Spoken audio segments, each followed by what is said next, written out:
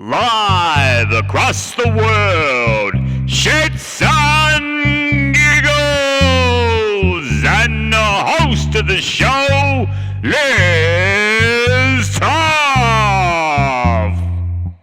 Guys, I advise that you watch Shits and Giggles because you will giggle and you won't get the shits. Check it out. It's a great look at. If you look at it and see what we've been through, you'll get to know what some of the other people that you might have thought you knew, but we're going to tell you the truth because I've got nothing to lose or anything to hide. Okay, last stand. I know this is putting you up in a spot in a kind of way, but I'm going to ask you individually. Now, being a muser for so many years and having a band together for so long, what is there something, we'll start off with the bass man because he's a very cool looking bass man. What is it that inspired you to get into the band or the music itself? An easy way to pick up women. I love this man. That's probably that's why he's so cool on the bass. The funny thing is, it never worked. Because you got to know how to talk to women. I'm not very good at that, so I thought maybe if I get into bands. But I was always fascinated with bands from a very young age.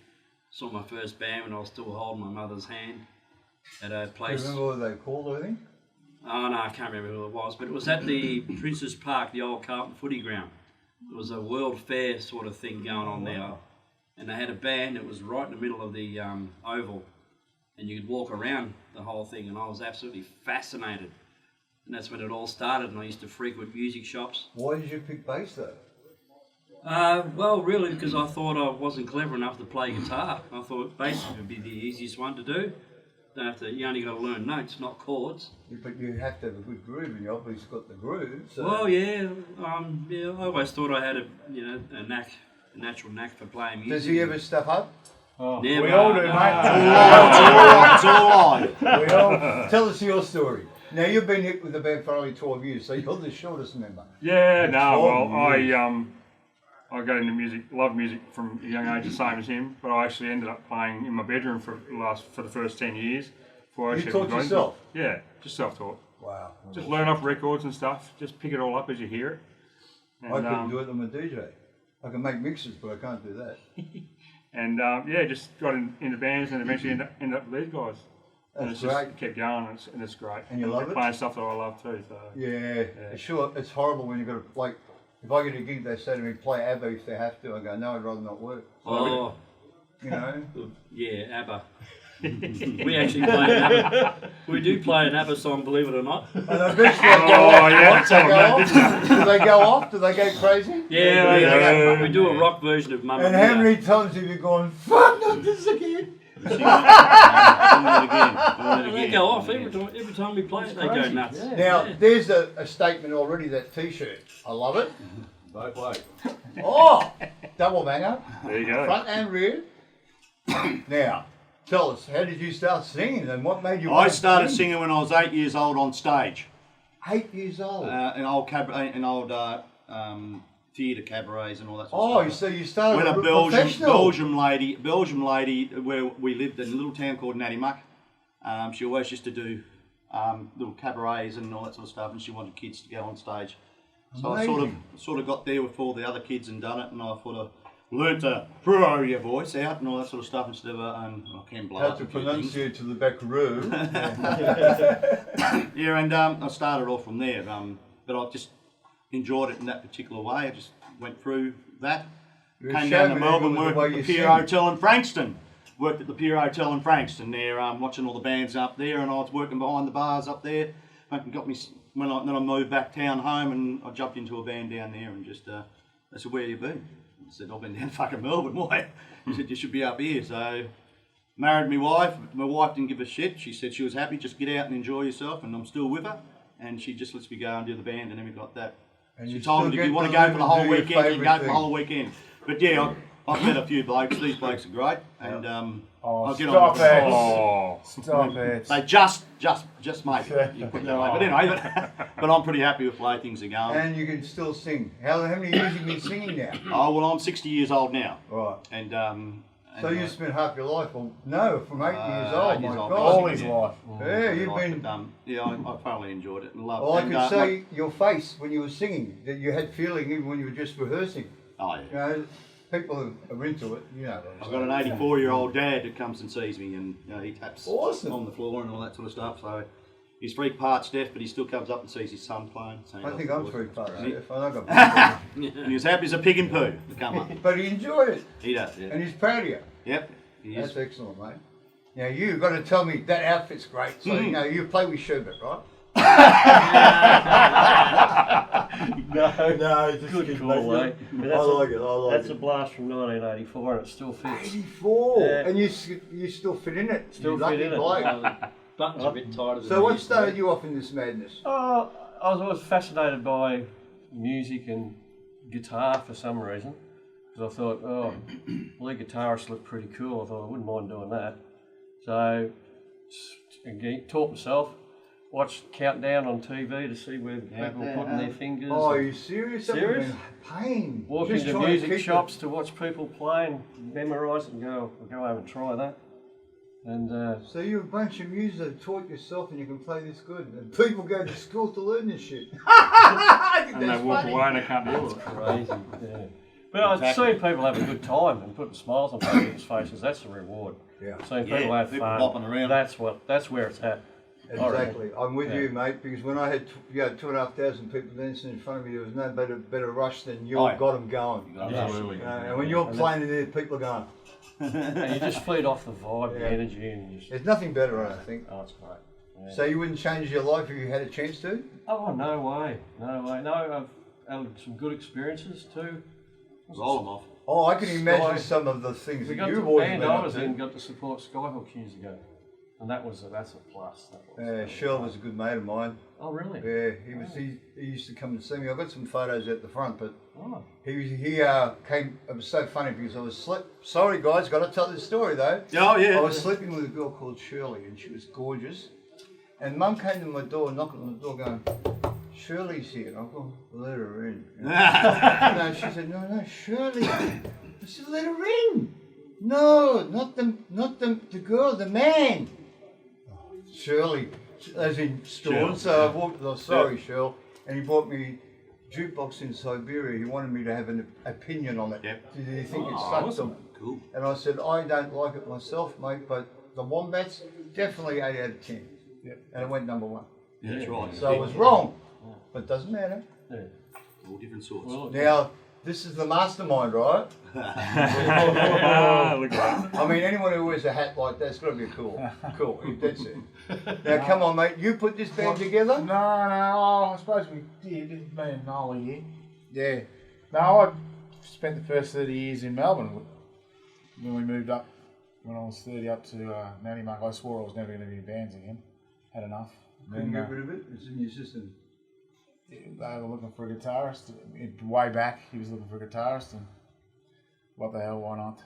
And you two have perfect rhythm when you're playing. Yeah, we spent a You lot of time enhance each together. other. You enhance each other, which is great. We actually learned songs. We've learned songs when Herney lived in Stawell. He was an hour away. We used to learn them over the phone.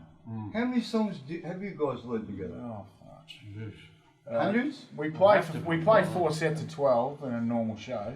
Wow. So that's 4 sets of 12. 48. But yeah, the list goes Songs on. come in and out. Well, I'm going to be looking Drop forward shit to on, seeing drop you guys play at that show, mate. Last Stand's going to make people rock, I think.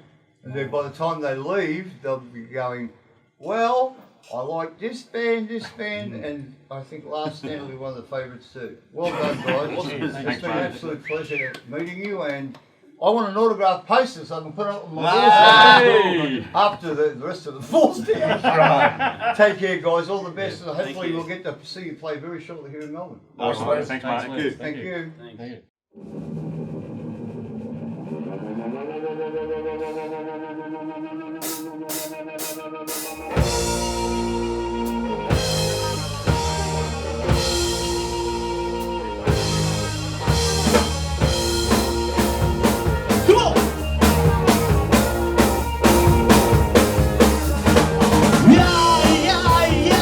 Don't wanna know your name, 'cause you don't look the same.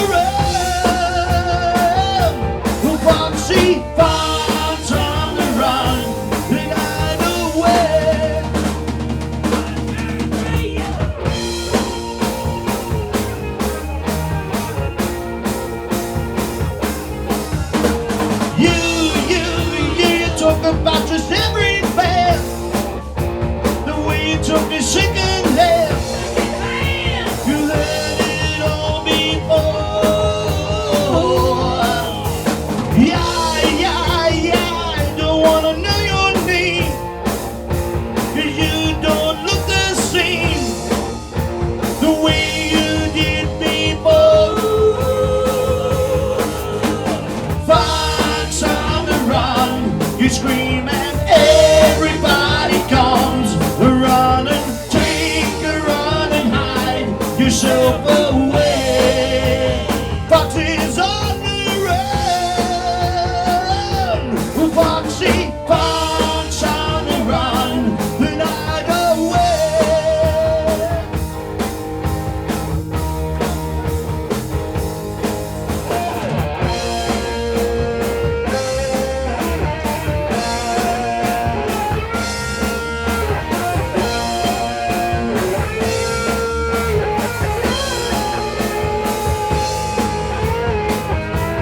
Foxy fox on the run. You scream and everybody comes running. Take a run and hide yourself away.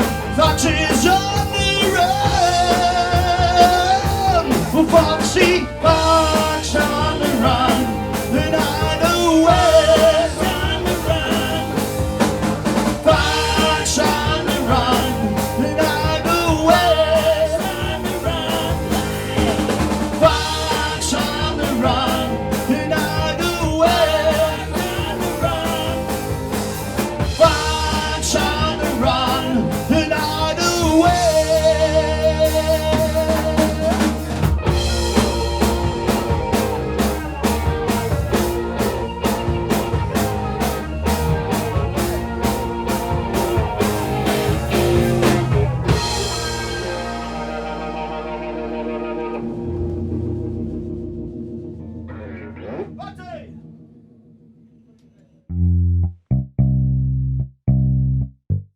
Well, here we are. Normally you'd be playing somewhere, I'm sure, at night time, and when you get home it's about 4 or 5 in the morning, and now you're actually got up at 5. How do you feel, mate? Yeah, not too bad, not too bad. Nice to meet you, Jan. Yeah, same here, Les. Thanks for having me.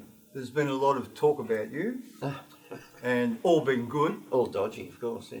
No, I don't think so. But you've got a hell of a story to tell. I mean, A little how bit. many years have you been playing? Since I was 10 years old. 10. And how old are you now? I'm 69 in June. Wow. And still loving it, huh? I was very, very lucky that how I got into music was that I grew up in my whole house was my parents, my grandmother and my dad, all from live theatre background. Right. So you grew up with it around you all the time? 24/7. We didn't talk footy or cricket or anything else. We talked music or films. Sing, dance? Who's that person? My dad had the uncanny knack for saying, hey, that's that guy that was in that movie, you know, blah, blah, way back.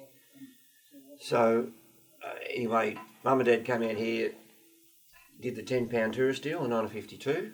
Right. My mum and my grandmother. My dad came out later. And Mum was pregnant with me on the boat. I was nearly born on a boat, which And you would have went been to an interesting, Australia? born at sea apparently it's called.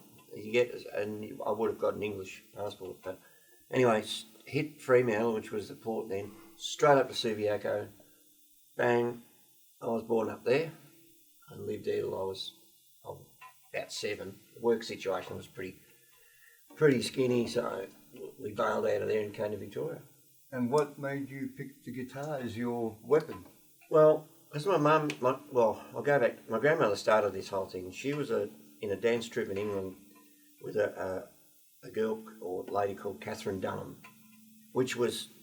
that was like, if anyone remembers the Jackie Gleason show, Dancers, the Follies. Folly Bergère, or whatever? Yeah. I've been there in Paris. So, my grandmother, was in the Catherine Dunham troupe, and they did troupe shows during the war. Oh, wow. All over the country, and my grandmother worked with Stan Laurel before Laurel and Hardy days. She worked with George Formby, Charlie Chaplin, Wow. and W.C. Fields. So my all-time favourite story, Granny's story, her days in the theatre, doing these matinees, which were just full on everything. You know, someone's juggling, someone's singing. There were lots of husband and wife teams. 10 years of age, you were doing it every day, basically. Well, yeah, and so what she did back then, she was doing the show, and W.C. Fields was was on the show. So he's out there doing this very risque, non-PC, comedy stand-up. People will be going.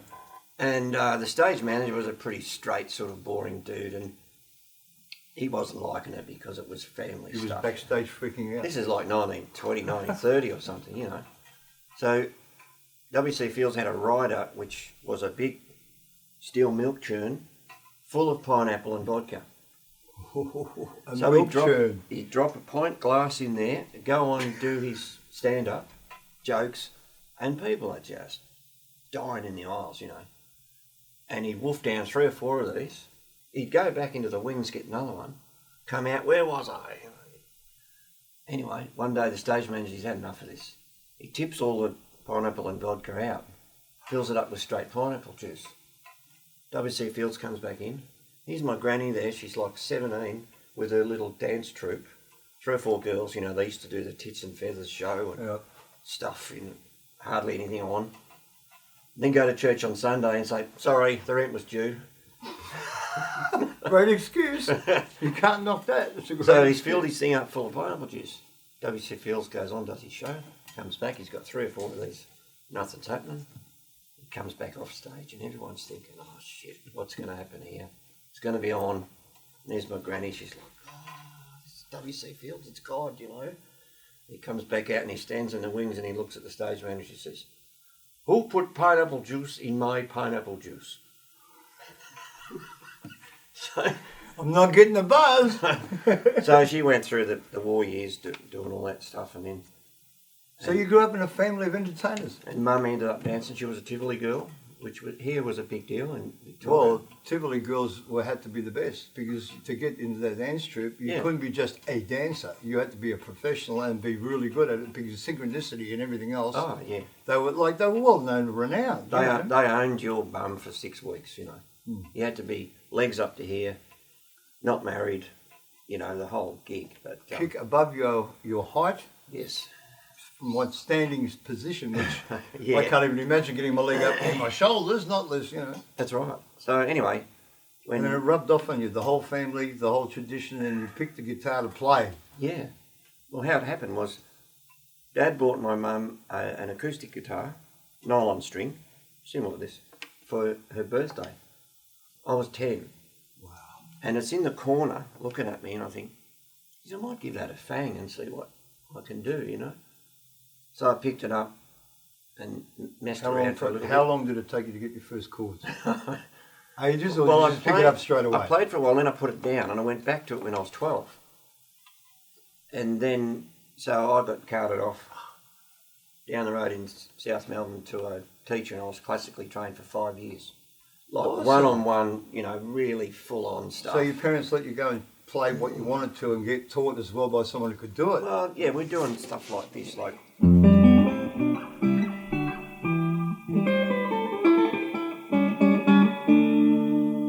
And so I'd go home after lessons, give me some Jimi Hendrix, give me some Rory Gallagher, and they were big influences for me. Yeah. So I blended that classical background and training into blues and as I say, Rory Gallagher was probably my biggest influence. He was so ahead of his time in his songwriting and his style. I told you about the Rory Gallagher story, didn't I? No. I just a quick, because you appreciated Rory so much. I was at the Finchley Gully Hotel. I was playing Roy Buchanan's My Baby. Yeah. So I was playing Roy Buchanan, Rory Gallagher, all that sort of stuff. And these guys came up to me and said, "What's this shit you're playing?" I said, "It's not shit. It's, Roy Buchanan, and he's an excellent guitarist. Have a listen to the new album called My Baby." And these two guys pull out these things and put them on my console. And I looked at it and I picked it up. Roy Buchanan, Dallas Brooks Hall, Sunday night. Oh, tickets. The band went to the Finchley Gully and Roy went to the hills, to the Cuckoo, to eat food. And the boys went to the pub to listen to rock and roll. So when I went to the Roy Buchanan concert, I sent him a bottle of scotch and the whole band came out and looked at me and nodded. And 2 years later, Roy Buchanan's playing at the Corner Hotel. I'm picking up David Gilmour from Pink Floyd. So here I am taking David Gilmour to play with Roy Buchanan. This is a big deal. Someone like the lead singer of Pink Floyd wants to play with his guitarist. So anyway, because I've met him before, I went up the backstage, went up the first floor, and I've gone into the Corner Hotel, and I said, Roy, Les, how you doing, man? I said, great, listen, I've got David Gilmour outside. And he looks at me and goes, who? And I said, the guitarist, lead singer from Pink Floyd. Oh, yeah, cool, man. You know, bring him in. And they did dueling banjo bullshit, but against guitar versus guitar, like the boys were playing earlier. And they were fantastic. They were doing dueling guitars. They played for an hour and a half. Now, the worst part about it is when he went back to America, not David Gilmour, but Roy Buchanan, he got pulled over for a DYI, which is a drunken driving charge, and he hung himself in the cell. So whoever saw Roy Buchanan and David Gilmour play that one night, they will go down in history because One off. he hung himself over drunk driving. But who knows the true story? But you loved him, I loved him. Oh, I couldn't get enough of him. And to hear that, sad way to finish. You might have heard there's a famous story of an interview in England, Jimi Hendrix and Rory Gallagher on the couch, one of those top of the pops in the Pommy shows that were on, and this guy looks at Jimi Hendrix and says, "Now Jimmy, how does it feel to be rated as the best guitarist in the world?" And he says, "I don't know, you better talk to Rory about that." So what a gentleman, you know, he's just Didn't take the acknowledged Rory as being just as good. Yeah. So what's the highlight in this for you now, mate, honestly? Just love playing? Yeah, I've got probably my favourite lineup now with my band, the Groove Dudes. It's a three-piece, isn't it? Yeah. Groove Dudes, yeah. We're a rocky blues band. We get funky. I write stuff, so I've got a bit of original material. But what I like to do is because the way I grew up, I guess. One of my mum's famous sayings I'll take forever was when us kids were about 15 or something and we could get what the world was about, you know. Yeah. And her background in the theatre was well, she would have learned a lot more about things than normal people. And so she said, now for you kids, we were sitting around the table having breakfast. I said, now for God's sake, do not grow up and be boring.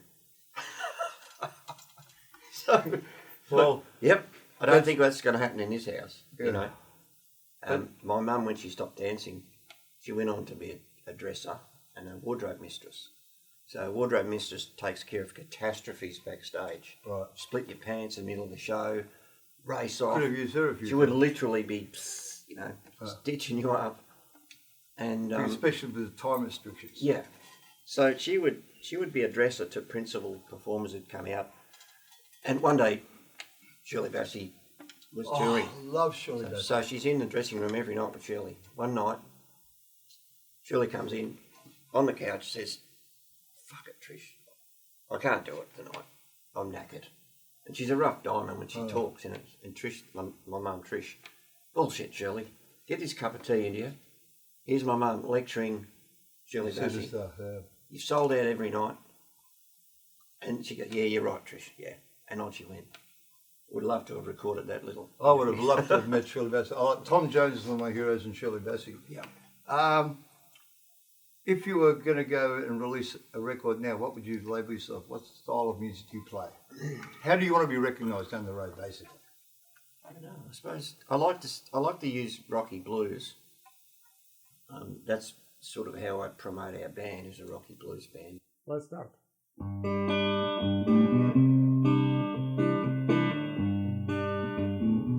It's a song for anyone who's ever been dumped.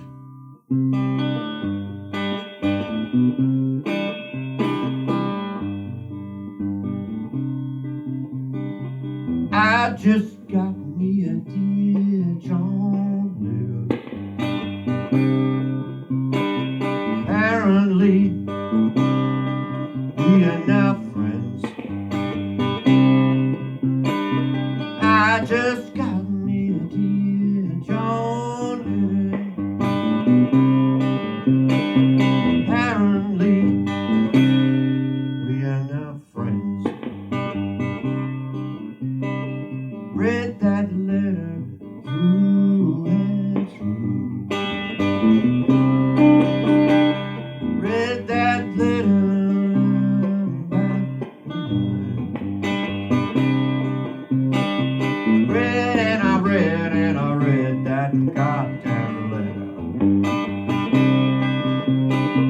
Apparently, I'll feel better. I wonder what Johnny Cash would see. I wonder what Johnny Cash would do. If old Johnny could spare me the time, he'd probably say, move on down the line.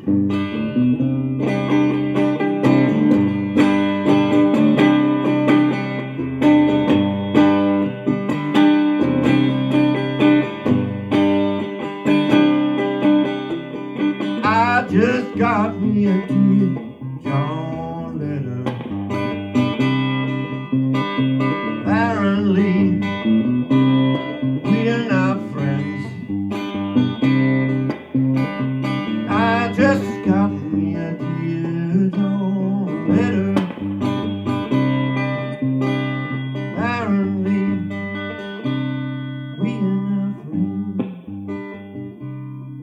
We are now friends. We are now friends. We are now friends. Oh yeah.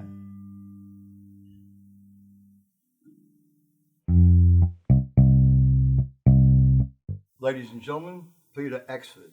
This gentleman has the car, experienced the Mad Max experience to the fullest, and we'll be seeing him very shortly. Thanks, my friend. Thanks, Les. Hello, welcome. How are you, mate? Oh, we're still breathing. Well, here we are with a gentleman that's, how can I say it, got an addiction, the Mad Max addiction, and you've got a hell of a great story simply because in the old days when you were in the Cowboys and Western days, when a father got killed or died, they'd hand the horse to the son in the family. Well, now we're, quite a few years later, you're doing the same thing because you have got, what have you got? The Black Mad Max Pursuit Special, Interceptor, XB Coupe, two-door black thing, which everyone who loves Mad Max knows about the car. 20 years ago it goes back, and we bought this old car, this old XB Coupe, and over the years we've done it up. But back in the day, my son was 5 years old, young Tommy, and I've got pictures of him when he's 5 years old, with his Mad Max gear on, with his shotgun, next to the car, really proud. How many years did it take you to finish it? Well, yeah, it's 20 years now, but probably 10 or something, or maybe 8, 10 years. And over the years, we sort of got there. And I remember clearly going back when Tom was about 5, he said, Dad, one day when I have a son, I'm going to call him Max. And Max is a good name anyway. So as it turns out, the years rolled on, and Tom met a girl, and they had a baby, and he called the baby Max, as he promised when he was 5 years old. So now, because from my side, I'll never sell the car. When I croak it, it'll go to Tom, and my daughter Alana as well. Go to those guys. But Tom's son, when Tom croaks it, it goes to Max.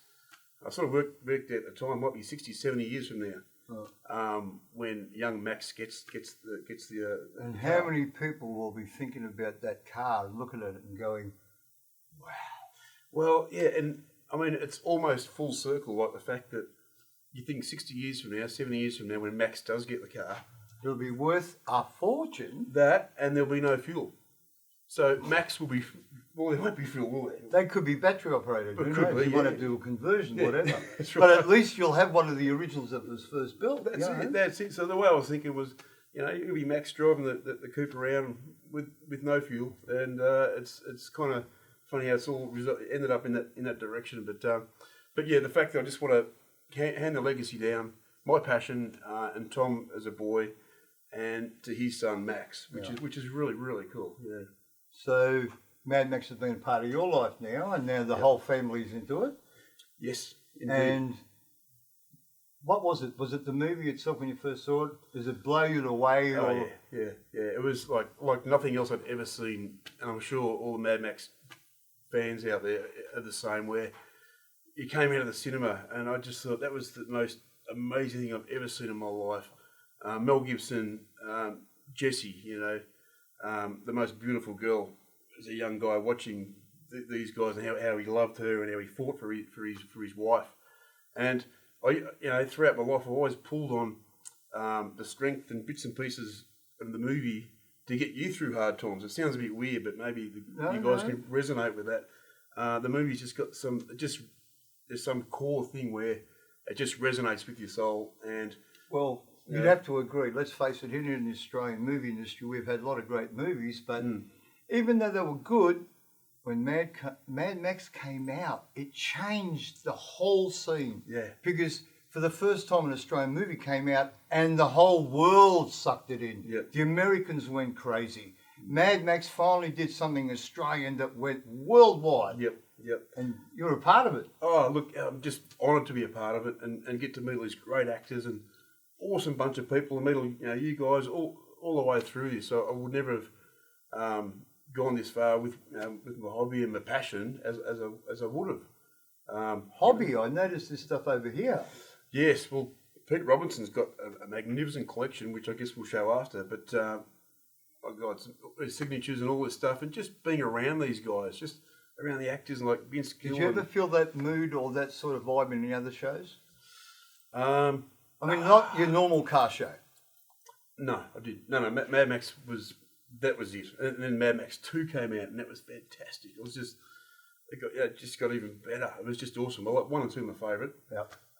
That's how it goes. But and a lot of guys are like that because it's old school. What did it feel like? Was it just a spin out for you to be involved with all this? Absolutely, and just the fact that like the 40th anniversary, we got to hang out with all the actors. There's 20 of them there, except Mel, which maybe one day we might get to meet. But all these other guys, they're just an awesome bunch of people, and they'll sit there and tell you the stories and tell you the actual stuff, like how it actually was and how it happened. And well, you can tell us a story about the naked man running in that scene.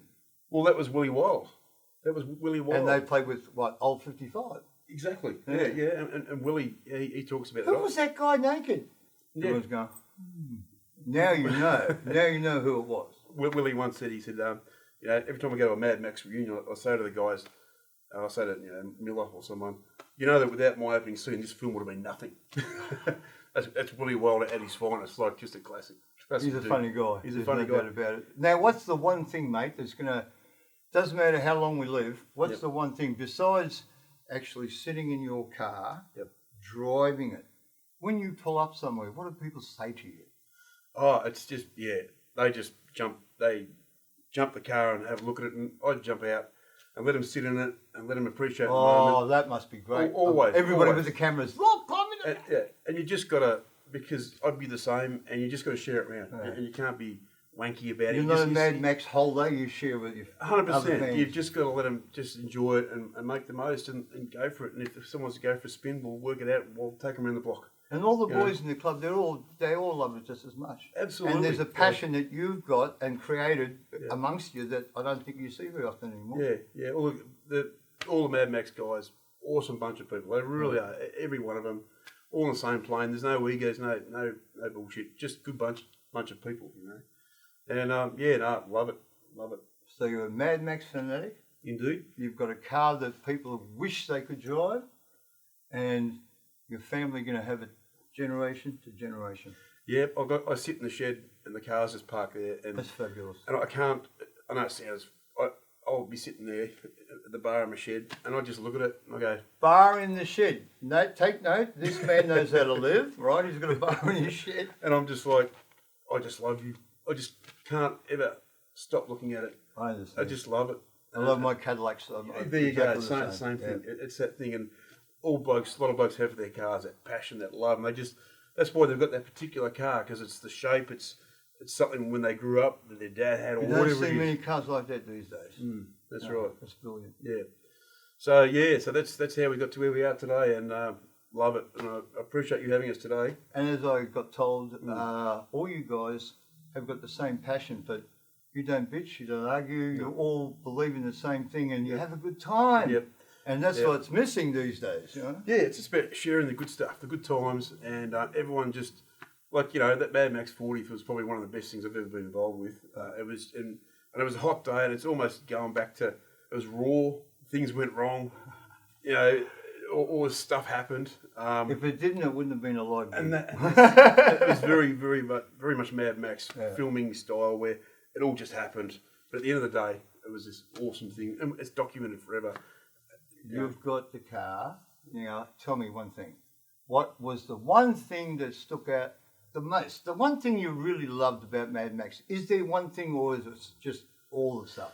Oh, It's a bit hard, I know. To it ask. is. Look, it's so many scenes I love. You know, I love the road scenes with the white line right down the middle of the black interceptor, just down the road, and all that, and the outback barren Aussie, you know, the farm fences and the paddocks and all that stuff, and the bikie gang. I love the bikie gang. All those guys, you know, Hugh Keys and Cundalenny and Johnny, all these guys. I mean, what a grouse bunch of dudes they were, you know. It made them famous. Method actors. They actually were doing it. So what do you do for a living? Landscape. So I've been landscaping since 1985. Wow. So yeah, get a bit old, but Doesn't matter, mate. You're one of the crew. yeah. I really appreciate this mate, interview, mate. Thanks for having us, mate. It's Appreciate nice to see people who actually live for it and breathe it, and they're not getting paid to do it. They're not getting asked to say bullshit. Yeah. These people are all getting up and saying what they love, Yeah. what they breathe for, Yeah. and like I really didn't get to see the guy with the tattoos from head to toe, but I really want to see him. You know, Johnny. what an amazing man. Johnny West. He's got. I'll mention quickly because we can get some pictures either way for this thing. But mate, this guy's got the full back of all the actors. And he builds choppers as well. Cool choppers, and Wow. he's got Vince Gill, the Night Rider, on his stomach. I'm a fuel injected suicide machine. Fantastic. Cool dude. Yeah. Thanks a lot, mate. No worries, Been a mate. Thanks pleasure. for having us. Appreciate it. Peter Robinson, welcome to Shits and Giggles. You have a hell of a story to talk about because if anybody built Mad Max cars, you've done how many of the pursuit cars? Probably about 7. 7 of them. Right? What type of people come in to see you when they want to build that sort of... Is there any reason why they want the pursuit cars and not the black car?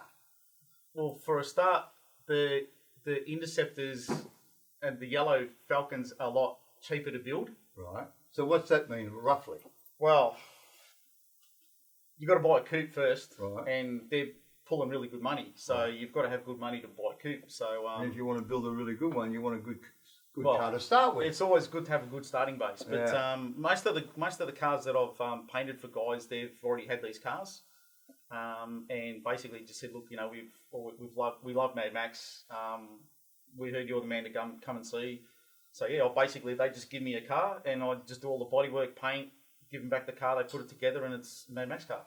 So it leaves my shop with all the stickers and decals on it. They take it home and put the rest of the car together, and then it's finished. That's What's it like on their faces when they come and see the final product? Well, I'll give you an example. I had a guy did a car show many years ago, myself and Pete Axford. Guy was walking around, had a look at the car. He was there with his dad and his young son. Said, oh, I'm a big Mad Max fan. I've got an XB Falcon. My dream's to own a car. I said, well, you're talking to the right person that can help you out there. So one thing led to another. Cut a long story short, he bought the car to me. His whole family knew about the car that he had. They've all seen it. The day that he came and picked it up, his whole family came with him to pick up the car. I had it parked around the back of my factory. They walked around and they looked at me and they go, there's no way that is the same fucking car that I dropped off. And I said, well, it is. Then the looks on all their faces besides They were him as gobsmacked. well. Like, They were actually gobsmacked. So, wow. yeah. And how old are they? What age group are they? You know, They vary. Well, Oscar, he lives in Geelong. He was probably in his early 30s, I'd say. right. Yeah. And myself, I'm Basically, everyone's around that age. They're younger. yeah, between say 30s and 40s. Yeah, roughly around about there. Yeah. And you do this for a living now as well, don't you?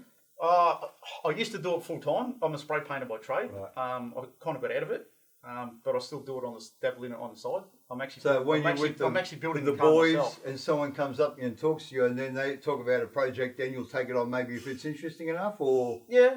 Yeah? Well, I've actually got a coupe sitting in my garage at the moment for a mate of mine that I've got to finish off. But I kind of want to do mine first, finish mine off. yeah. But, How far are you? Probably about 80% through it at the moment. Wow. So that just got a little bit more bodywork to do, and then it's just paint it, put it back together. So is it amazing when you pull up in places and you just get spun out by people's reactions? It must be funny. The amount of do they ask you for your number? Not really. They just freak out of the car, especially when you're driving along the road. You're just driving along the road and you get people, they're sitting outside taking photos of you I've while you're literally driving. been driving along and I look in my rear view mirror and there's people they've got their camera and they've got their arms on the steering wheel. They're steering the car and with their arms and they're actually filming the car. Because it's not every day you pull up next to the car. No, well, that's right. And they pull up beside you, oh mate, grouse car. Can you tell me about the police? Okay. Now, this is nothing against the police. This is just goes to show you that they're human like everybody else. The police car came up behind him and tell the story. Just randomly just driving around or going to an event, you get the locals having a bit of a look. This one particular time we're going to a car show. I actually dropped my girls off at school in the morning in the car. Right. On my way to the event, and I look in my rear view mirror and there's a police car behind me. Just cruising along, and all of a sudden, about 5 minutes later, I look and he's sitting right at my ass. Lights and sirens go on. Here we go. I go, yeah, here we go. So I get out of the car. One of the guys gets out. He's like, you haven't done anything wrong? We just want to have a look at your car. No problem. So looking at the car, blah, blah, blah. And I said, look, have you got a camera? They look at me stupid. I go, well, do you want a photo or not? Oh, fuck, yeah, all right, no worries. Awesome. So I said, all right, I'll go stand next to the car. I'll sit in the car, whatever you want to do. So I get the cameras out. Did they sit in as well? Oh, they fucking loved it, mate. So you had spent half an hour with the police talking about the car? Yeah, literally said, guys, I've got to go. I've got to be fucking somewhere. Come on. And anyway, so they let me go. And as we were driving along, they went one way, I went the other way. I turned the lights and signs on my car. They turned the lights and signs on their car. And we just fucking parted ways. Awesome. So they loved it as well then? Oh, yeah, the coppers love it. Yeah. Yeah. Is it satisfaction for you when people just come up and just be blown away by your work? Oh, they are, yeah. Isn't it they buzz? just can't believe it, yeah. When you're good at something, it's great, but when they come back and tell their friends and everyone else is talking about you, that's what's a good thing. I've got a passion. A good rep. I've got a passion for it, and I put my passion into someone else's car. Yeah. So, and it gives me satisfaction. Every car is just as important as the first one. It is. The last one. All the cars that I've built, it's me that's in that car as well. Yeah. So, and the people that I've built cars for, we've actually got a really good relationship. We're all mates. Yeah. We actually started up a club together because we thought, oh, well, we've got all these cars. What are we going to do? So somebody mentioned, oh, do we start a club? Yeah, why not? What the hell? So yeah, we've started up a club and it's going strong. Still building cars. And people love it. People love it. We go to car shows and they go, oh, man, I've got to go home and watch Mad Max now. Haven't seen it in ages. Is there anything besides the cars that Mad Max is one of your favourite things? I mean, what makes you think about Mad Max? I mean, we know you love it. I look at an XB Falcon and I go, Mad Max. Yep, and how many people go, I wish I had one of those. I wish I would have put one of them away. Oh, so many people, there's a lot of fans out there. Some have cars, some have got an XB, but it's not a Mad Max car, but there's fans all over the place, and they don't necessarily have to have a car, but they've just got a passion for it, and we've all got a passion for it. And when you're at the shows, I mean, I noticed you have some incredible autograph stuff. Yeah, well, every time I go to a car show, because I've got a car, I thought I might as well make props for it. So I've made props so when I put the car on display, they're all out there, and I tried to make them as realistic as possible. I think you've done an in the movie. incredible job of that. Yeah, well, yeah, the shotgun looks alright, doesn't it? Well, the shotgun, it looks exactly like one I used to own. I mean, it really does look realistic. Don't say that. No, it's all right now. I don't have any, so it's all right. But the glove box. Tell me about the glove box. Okay, glove box lid.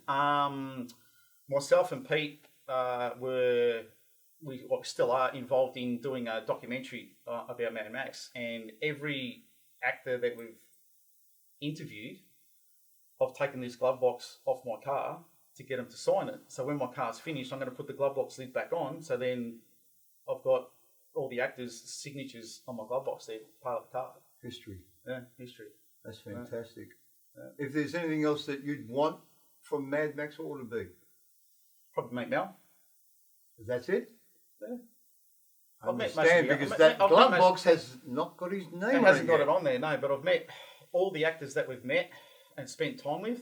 Fantastic people. Give you the time of day, and the stories that they got to tell, unbelievable. Fantastic. And you guys in the Brotherhood, I mean, you loved the movie. you all chip in and help out with everything. Yeah. And you are a brotherhood. And it all has to do with this one crazy little movie that came out of Australia that ended up being a multinational hit. Oh, You know, Mad Max was, to me, it was the first Star Wars from an Australian movie. Yeah. Because everyone took notice of an Australian movie because of Mad Max. Yeah. And anyone who had to do with it, there's no bad memories. The thing about Mad Max and the way that it was shot, there's no CGI. All original. No CGI, no special effects, all full on, you know, big cameras on the shoulder, you know, guys laying on the bonnets of cars with the camera on a sandbag, you know, filming it's just, there was no bullshit. I know John Fox, and you told me about all the the different armory and the things they set up, and no one had really done it to that extreme before. This was like, whoa. It's like seeing a semi-trailer hit and stuff. Whoa, when people see that movie, they just like, holy shit, you know, is this like I said, there's no special effects in that movie. Everything was basically shot, big cameras back in the day, 70s. So, you know, it was all raw. Raw and real. You know, you wouldn't be able to do that shit today. You know, with the stunts that they did and all the rest of the stuff. And all the legalities would be totally different. You wouldn't be able to do the contract like they did then. Like Wilbur wouldn't have been able to run naked, for instance, you know. Those things would have been, oh no, you can't do that. You know, in interviewing some of these actors, like some of the stories that they told us, what they went through and how they went about it, there's no way that they'd be able to do that sort of shit now. Yeah. You know, with all the health and safety and all the rest of the shit, you know, so... Actors Equity would, oh no, he can't do that for this amount of time. Like filming, you know, blocking off the main Geelong freeway. Yeah. You know, they just blocked off one end, blocked off the other end, did the shot, let the traffic go through, and that was it. If we did that today, we'd have to have police assistance, we'd have to have roadworks assistance, we'd have to have people standing there with stop and go signs, and of course the time limit that they're allowed to use that area. Whereas in your day, when Mad Max came out, it was like, well, we'll go down there as fast as fucking possible. Yep. And that's literally it. If you did that today, big trouble. Yeah. You'd be getting in all sorts of crap. Yep. What was the name of the company? MFP Garage. That's you can find me on Facebook. If you're building a car, just have a look at the Facebook page. I can supply you with the body kits and stickers and whatnot. Well, at least they know, mate, because a lot of, there's been a lot of, over the years, some people have came out pretending to have parts for these cars, and they're shabby jobs. They're not really proper kits. Yeah. Whereas you've got the real deal, and you know them because anyone tries to give you some bad stuff. I wouldn't say it's the real deal. It's as close as I can possibly get. Because a lot of the stuff's like, it was back in the 70s. A lot of that stuff's not around. Mate. Well, a lot of the stuff is, but there was no blueprints as such. No, that's right. But being involved with the 40th anniversary with Burke in South of Heaven, that was an experience I'll never forget. Meeting all the actors, literally picking them up from the airport in a minibus, driving them back, and taking them down the main street of when we pulled up in the main street of Clunes, and they were gobsmacked with all the amount of people that we just blocked off the whole street, and they got out of the bus, and I basically said, "This is all for you guys," and they were just blown away by it. Could not believe it. They did, and that's something that I'll never forget. The memories that I took away from that weekend, never forget it. And you've been a part of history now, and you've met these people, and you know what they're really like, not just what everyone thinks they're like. And they are fantastic people. They're happy to sit down, have a chat with you. Yeah, and you just take it in. The amount of stuff that they, you ask them about the movie, and they'll just rattle on. And they'll know exactly what scene. You sit there and you just listen to it, and it's like it just blows your mind, mate. Absolutely blows your mind. Well, mate, you've blown my mind. It's been a pleasure, mate. Thanks, mate. And I hope your business keeps going because, people want the real thing and know someone who can do it properly. You obviously done it. You've 7 of them. I can't imagine what that would look like. All those interceptors. I've done about six yellow cars, and I've got an XB coupe in my garage now that I need to finish off for a mate. Oh wow! And I've probably got another 2 or 3 waiting in the wings that are still to come. But yeah, mate, it's a job. It's a passion. I wish you all the best. Don't stop. Because you're keeping the Mad Max thing alive as well. That's what we're here to do. We're just here to keep the Mad Max thing going. So yeah. It's been a pleasure, man. And I hope you sell another 7. I'm having a ball, mate, doing it. And you love it. I do. I love it. You can't beat doing something you love. No, that's right. Exactly. So, Mad Max, thanks, mate. Part of you as hell. No worries, mate. Beautiful. Mate, just think of how many people are driving those cars and they go, it doesn't matter you drive a 250,000 Lamborghini. They drive past, you don't look at them. You see an interceptor, and That's the look that you get from people. now that's what I call special. All right, I've got a league of gentlemen here. Of course, all to do with Mad Max. We have our special man who's actually coming from Russia, and he came to Australia, and he met these crazy people, and they've become ultimate friends. And now Yuri is doing this whole series, so he's crazy, but he's good. I'll get back to Yuri in a minute. Look, there's been a lot of talk about people saying that, you know, the bikers or whatever you want to call, they go and make money, try and work and get some sort of deal happening to look after some kid or something else. But no one ever really gets to hear how much work you guys actually put in to make these events work. So roughly, mate, tell us about what you guys do with the money you create. I mean, I know you look after certain people. Tell the public so they know who you look after as well, because you guys all contribute to that. Mad Max 40th anniversary, a significant amount of money went to the Maryborough Hospital for the defibrillator machine, which I have heard that it saves it a life or two a week, and that's sort of, you know, makes it feel... You save one life is good, mate. Yeah, the more exactly. you save is better. Yeah.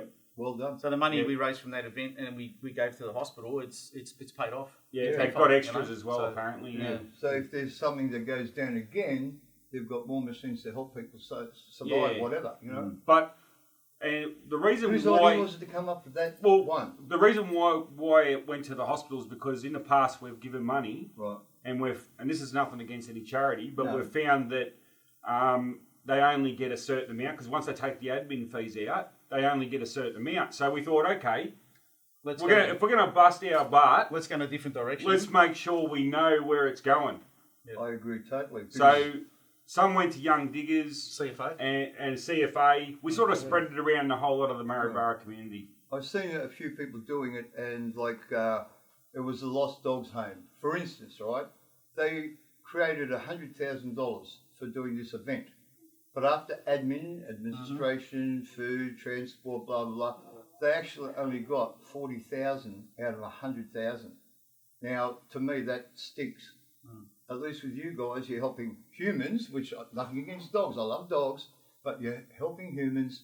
And who would think that you guys would be out there doing all this for your passion, but you're also saving people's lives? It's a credit to all of you. That's it. You can't put a dollar figure on what we all get from it. It's the loyalty, the trust, the mateship. Like here today, it's a classic example. You know, like people are up at the crack at like 2 o'clock, 1 o'clock in the morning to get here. Yeah. Like yourself, it's commitment to be here right now. We could have turned around and said, no, that's too early for us. Yeah. But we thought, you know what, we've got a thing to do. We've got to do it. Let's do it. So the next event.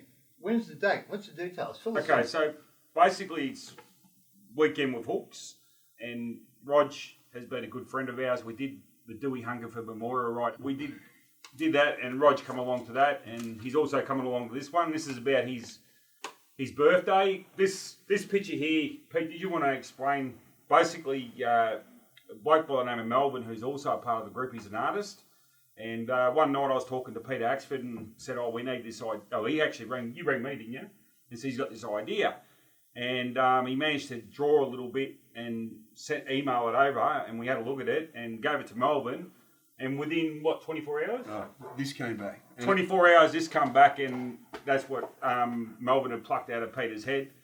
And obviously you got all the characters, the iconic 5, as Peter puts it. Melbourne's an absolute genius. Melbourne artist, French dude, champion fella, and he comes up with that. I mean, look at it. It's just 24 hours. He came up with our poster for the 40th anniversary as well. Yeah. So he likes it. He's into it as well. Yeah, he actually made that as well. He's a massive Mad Max fan. Absolute massive. Yeah. You've got to show this up, guys. I mean, the search for Max.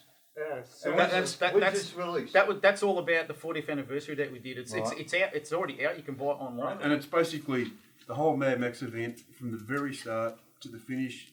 Interviews with the guys, the cars, the bands, the music. If you weren't able to get to the event grab it. Was it filmed? It was filmed. You filmed at a secret location as well. Yes. And they cut a cake and all that. Yes. Now, Yuri, how did you get approached? Well, I mean, you met the boys, you got to know them, you became friends, like you all have got contact. How did you get, like, what did they came up to you and said, can you film this for us? Or we got this idea. What happened? Actually, what happened? Silverton, wasn't it? Yeah, at first I met with Mark Burke in Silverton. It just was right from Melbourne to Broken Hill, Silverton, around Mad Max 2, where it has been filmed. Right. And then also I just took my camera with myself, like usually I'm doing. And I recorded just for fun for myself. As soon as I done it, put on my YouTube channel and share on the Facebook. It was about 7 years ago, wasn't it? That you first met? It's I reckon it was 2017, probably 4 years ago. Oh, was it really? And you got hooked up, and ever since then you've been filming? Yeah, after it I just received a call from Mark, and he asked it, what are you thinking about make a promo video for Mad Max 40th anniversary?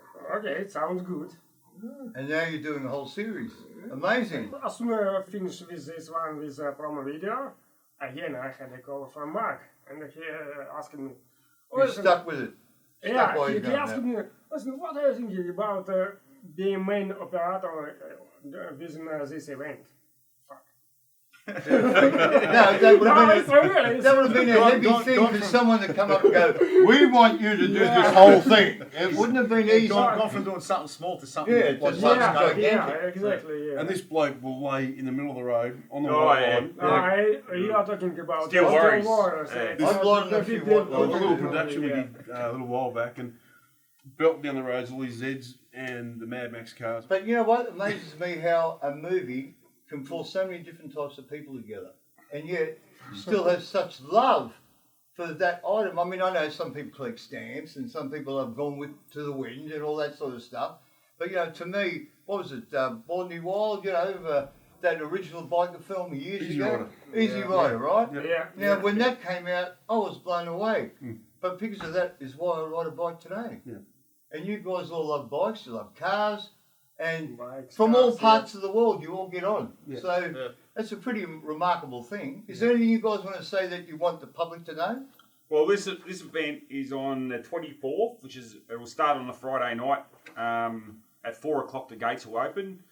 You can bring your caravans, your swag, whatever. Your swag. There's going to be in groups, so the Iconic 5, you pick which group you want to be camping with. There's going to be entertainment Friday night, Saturday right through to late. In September. Yeah, in September. So we're celebrating five movies. So we're celebrating Stone, Running on Empty, Mad Max, Bad Boy Bubby, and also Wolf Creek. Yeah. So we'll have all those movies. We're going to have hopefully have a couple of the actors there, and the car movies. We'll have the cars there as well. So how many people are going to go there who just want to stand next to them, awesome. or like when? Can we get a photo in it? Yeah, no problem. Can you imagine what? You want to come down and have a photo? They'll get that little photo. I love Mad Max, but now I was in it. I was in one, and people love it. Like you say, Wolf Creek. All Wolf Creek cars. There's a big fraternity of Wolf Creek dudes there. Yeah. The trucks. Did they follow you guys though? They're part of our gang. We're all together. To the awesome. car shows. So the whole John Jarrett, Mick Taylor, Wolf Creek thing is really huge now. So you happy?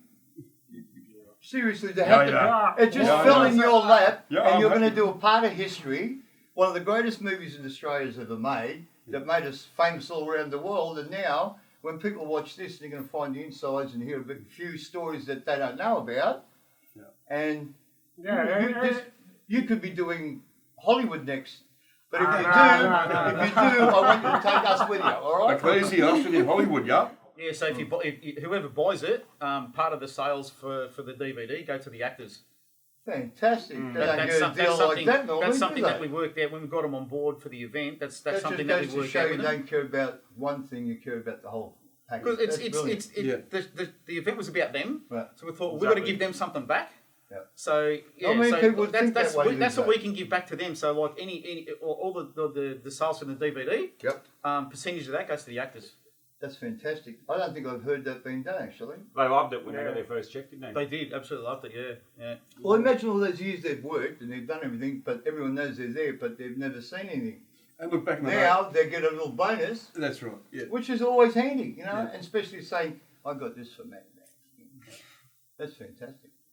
And you guys are all part of history. Yeah. And Yuri, I hope this comes out excellent, because as the guys I've met have been fantastic. So it must be good to be in a brotherhood that can talk to each other, relate to the same things. Yep. And give them one more big plug, Mark, about this, because Weekend with Hooks, the 24th, Friday night, it opens up. We've got a memorial ride and drive, which will be early 7:30 Saturday morning. For all the show cars are welcome. If there's car shows, tell all the boys and girls there. Movie cars, motorcycles, and we'll head to Sea Lake. And there's a bit, if I understand it, the tourism part there has actually put a reserve there for us.